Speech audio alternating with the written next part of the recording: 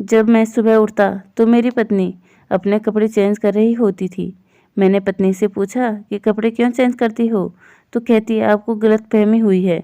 मैं जो कपड़े रात को पहनती हूँ ये तो वही है। ऐसा रोज़ होने लगा। लेकिन पत्नी नहीं मानी और रात को मुझे पता ही नहीं चलता था मैं कब सोया। एक दिन मैंने रूम में सीसीटीवी कैमरा लगा दिया। जब मैंने कैमरे में वीडियो देखा तो मेरे रोंगटे खड़े हो गए, क्योंकि मेरी पत्नी तो मेरा नाम मुन्ना है। मेरी एक छोटी सी दुकान थी।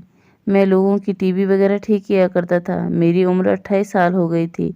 अब तक मेरी शादी नहीं हुई थी और अब मैं शादी करना चाहता था। मेरे मम्मी पापा नहीं थे और मेरा सिर्फ एक इकलौता भाई था, इसलिए कोई शादी करवाने वाला भी नहीं था। अब तो खुद किसी के घर जाकर कह नहीं सकता था ना कि मैं लड़का हूँ और मुझे आपकी बेटी देखने आया हूँ।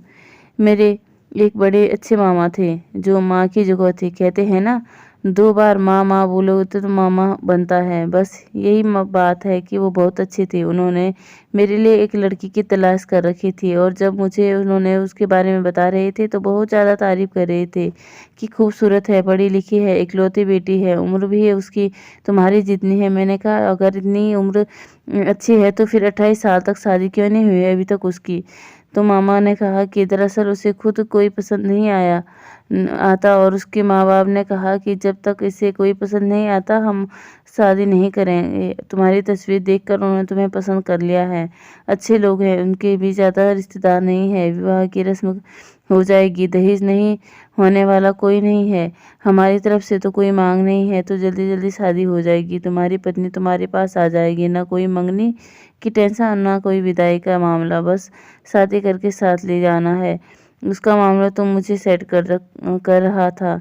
उस मैंने तो मामा से कह दिया कि ठीक है, लेकिन मुझे लड़की की तस्वीर तो दिखाइए। उन्होंने कहा कि लड़की की फ़ोटो नहीं है। वो कहते हैं हम अपनी बेटी की फ़ोटो किसी को नहीं देते, ना किसी को दिखाते। आपने देख ली, अगर आपको अपने भांजे के लिए पसंद आए तो ठीक है, नहीं तो लड़कों को हम अपनी बेटी के लिए नहीं दिखा सकते। हमें बड़े लोग देखने आते हैं तो अलग बात है। मेरे मामा ने कहा लड़की ठीक तो है ना? उन्होंने कहा बिल्कुल ठीक है, फ़िक्र ही ना करो, तुम भरोसा रखो। इतनी ज़्यादा खूबसूरत लड़की है तो मैंने आज तक नहीं देखी। फिर मैंने मामा पर भरोसा कर लिया और तैयार हो गया। मेरी पत्नी का नाम सोनी था। वो बहुत ज़्यादा खूबसूरत थी। मामा ने बिल्कुल जैसा कहा था वैसे थी। उम्र भी उसकी मेरी जितनी थी पर लगती नहीं थी। उसकी उम्र 19 से 20 साल लगती थी और कोई बोलते तो 20 साल की सम्मान भी लेते। मेरी शादी को 4 दिन गुज़र गए, लेकिन बाद में एक दिन मैंने देखा कि रात को मेरी पत्नी कोई और कपड़े पहने और सुबह कोई और। लेकिन मुझे याद ही नहीं था उसने कपड़े किस टाइम बदले और क्यों बदले। मैंने कहा रात क्या वाले कपड़े तुमने क्यों बदले? कहने लगी रात वाले कपड़े कौन से हैं? दिन वाले ही तो हैं। ये वही हैं जो मैंने रात को पहने थे। लेकिन मुझे अच्छी तरह याद है कि उसने रात को लाल रंग के कपड़े पहने थे, अभी नीले रंग के कपड़े। मैंने सोचा शायद मुझे कोई गलती हुई होगी, लेकिन शुरू-शुरू में तो पति-पत्नी के में नज़र ही रखता है और नज़र हटती नहीं है। वो छोटी-छोटी बातों को कर नोट भी कर लेता है। मेरी पत्नी अच्छी थी, अच्छे तरीके से घर को सँभाल रही थी, मेरे साथ भी अच्छे तरीके से रहती, सब कुछ बिल्कुल अच्छा चल रहा था, ज़िंदगी अच्छी थी, लेकिन अभी तक मुझसे शर्माती थी। एक दिन मैंने उससे कहा कि देखो तुम्हारे लिए फ्रूट लेके आया हूँ, आ जाओ बैठो और फ्रूट खाते हैं। उसने कहा मैं धोकर लाती हूँ फ्रूट के लिए।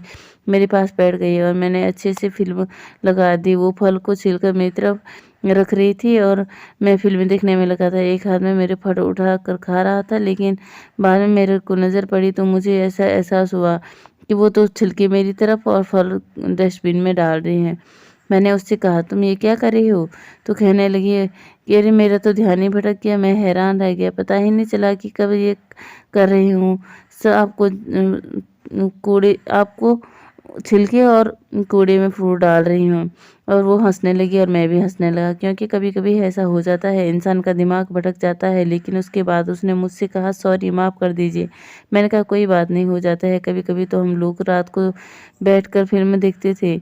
हमारे दिन अच्छे से गुजर रही थी, लेकिन अगली रात मैंने जाने क्या हुआ कि मुझे ज़्यादा गहरी नींद आ रही थी और सुबह आँख खुली तो पत्नी को फिर से कपड़े बदले हुए दिखा। मैंने अपनी पत्नी से कहा, तुम इतने कपड़े क्यों बदलती हो? तुम्हारे कपड़े रात को तो और होते हैं और दिन के कोई और, जबकि तुम्हारे कपड़े तो गंदे भी नहीं होते हैं। उसने कहा, रात वाले कपड़े ही है, आपको पता नहीं क्यों शक होता रहता है।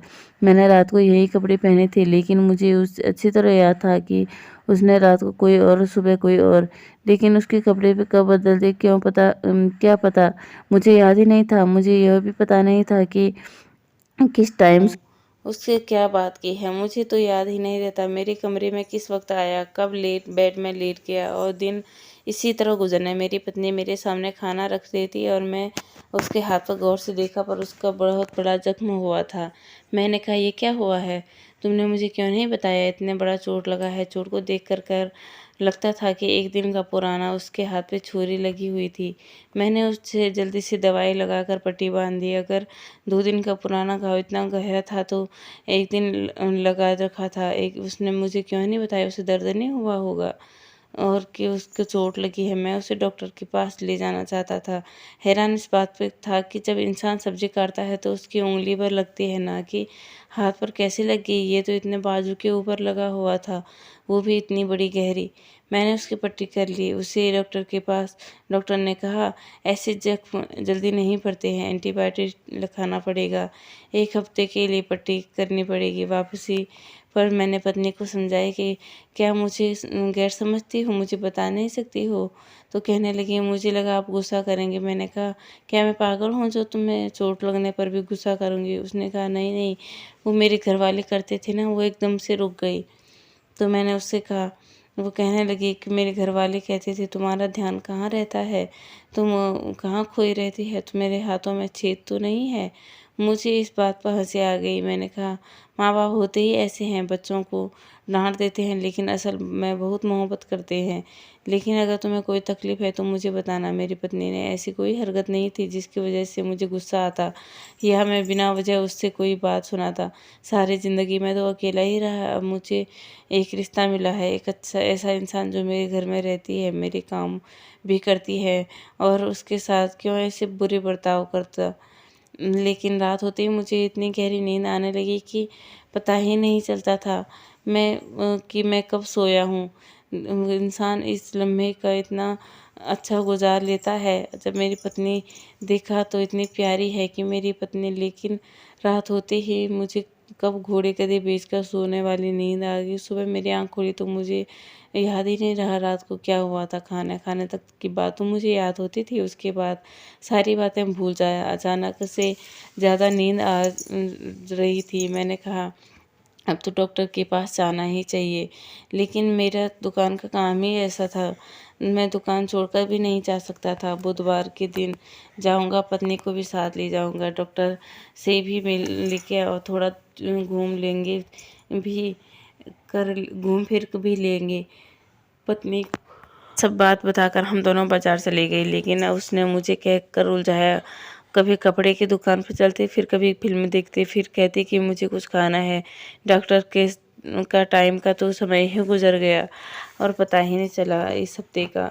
मैंने सोचा कोई बात नहीं, इतनी बड़ी प्रॉब्लम तो है नहीं, अगले हफ्ते चल जाएंगे। थोड़ी ऐसी नींद की ही तो प्रॉब्लम है।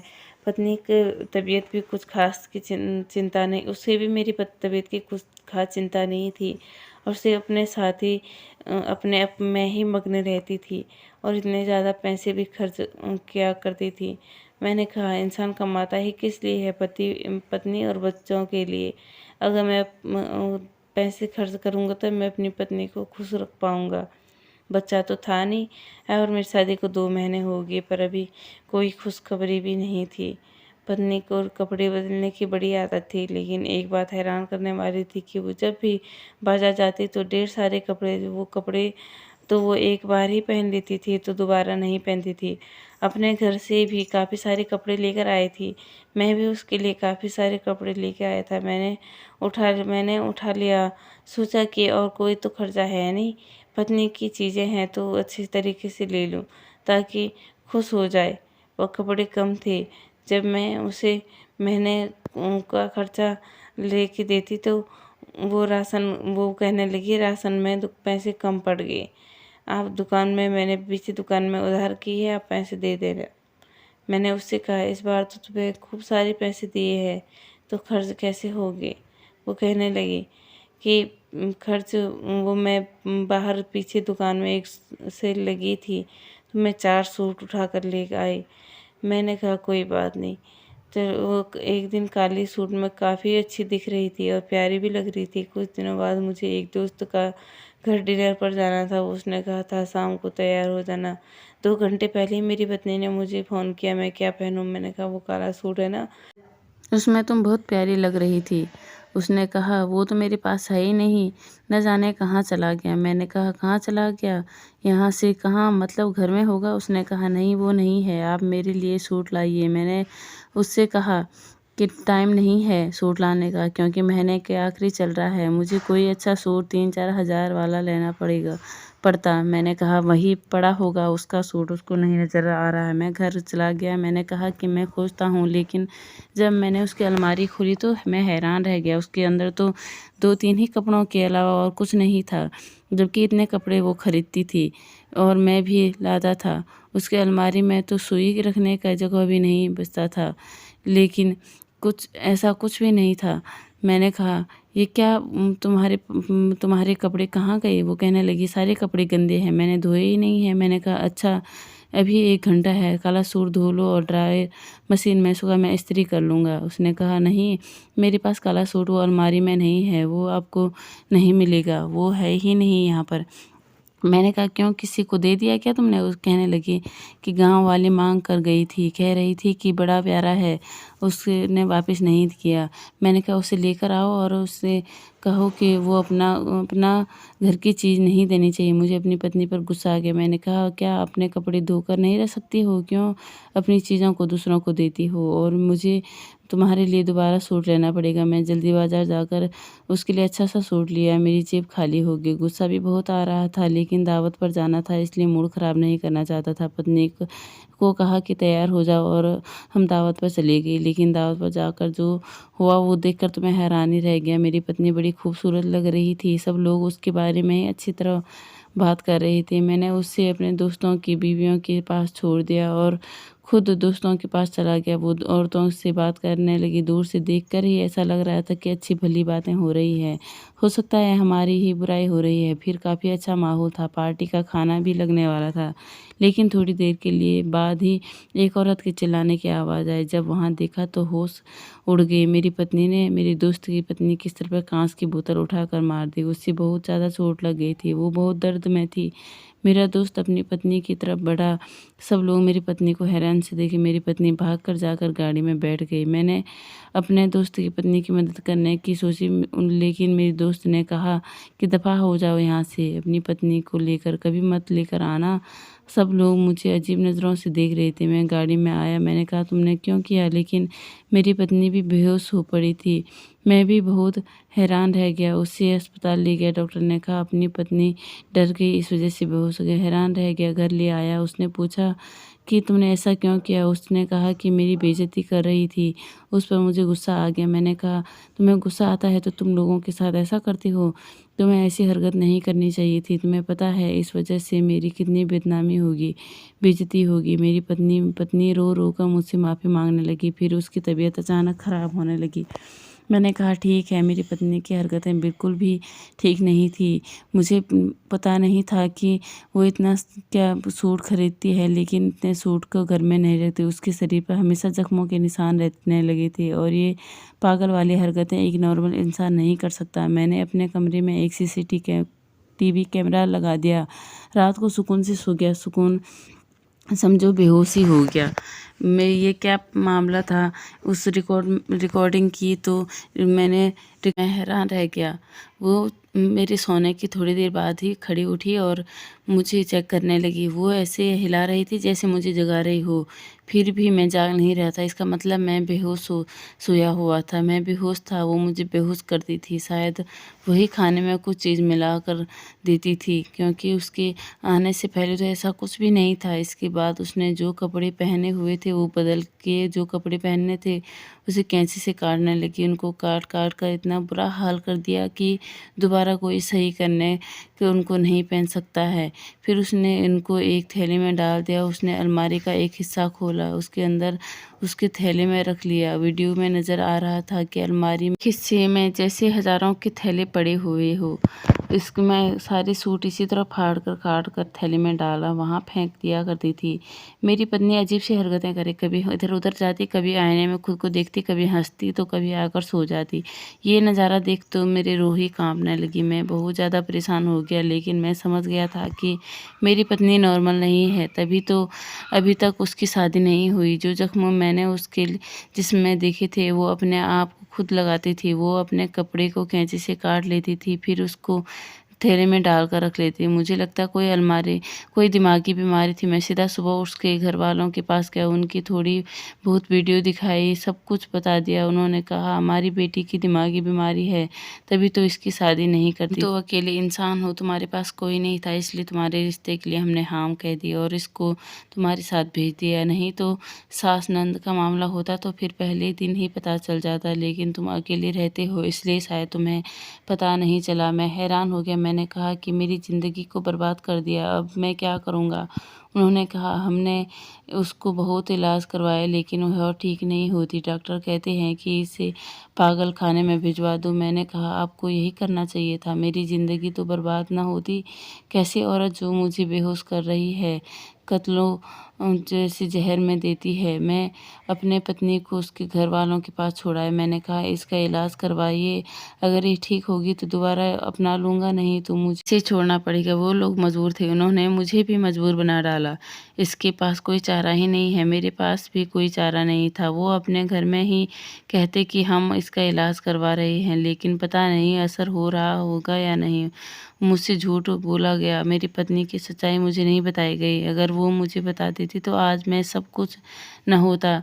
अब ठीक हो गई तो अपना लूँगा, नहीं तो मुझे छोड़ना पड़ेगा। लेकिन मैं ऐसा नहीं करना चाहता, मैं उसके साथ रहना चाहता हूँ। मैंने कहा आप लोग इलाज कराए, इलाज के सारे पैसे मैं भर दूँगा। मुझे नहीं पता था कि क्या-क्या होगा, इस सब ठीक होगी या नहीं, लेकिन फ़िलहाल बस यही दुआ है कि अगर ठीक होती तो ठीक हो जाए, क्योंकि वो मेरी पत्नी है, मैं उनके साथ रहना चाहता हूँ। बस यही मेरी ज़िंदगी की कहानी है। कभी-कभी इंसान के साथ ऐसा भी हो जाता है, लेकिन हालात को बर्दाश्त करना है और रिश्तों को ख़त्म करने की बात पर ख़त्म नहीं की जा सकती है। धन्यवाद दोस्तों।